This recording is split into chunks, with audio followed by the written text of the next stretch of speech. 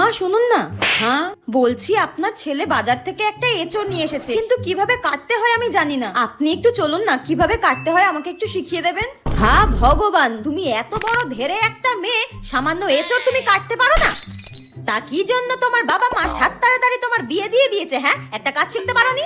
আমার মেয়েকে আমি সবকিছু শিখিয়ে পড়িয়ে তারপর শ্বশুর বাড়িতে পাঠিয়েছি, যাতে শ্বশুর বাড়ির লোকজন আমাকে কোনো কথা শোনাতে না পারে। আর তুমি কি শিখেছো? হ্যাঁ ঠিক আছে মা, যাচ্ছি। হ্যাঁ ওই দেখো, বলতে না বলতে আমার মেয়ে ফোন করেছে। সব কাজ বাজ সেরে তারপর আমাকে ফোন করে। তোমার মতো নাকি মিনিটে মিনিটে বাপের বাড়িতে শুধু ফোন করা?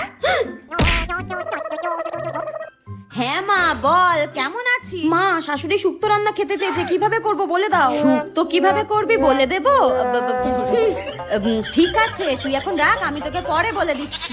ওই কেমন আছি জিজ্ঞাসা করছিল। শুনুন মা, আমি সবই শুনতে পেয়েছি, আপনাকে আর ঢং করতে হবে না। বৌমাকে টাইট করতে গিয়ে নিজেই টাইট হয়ে গেলাম।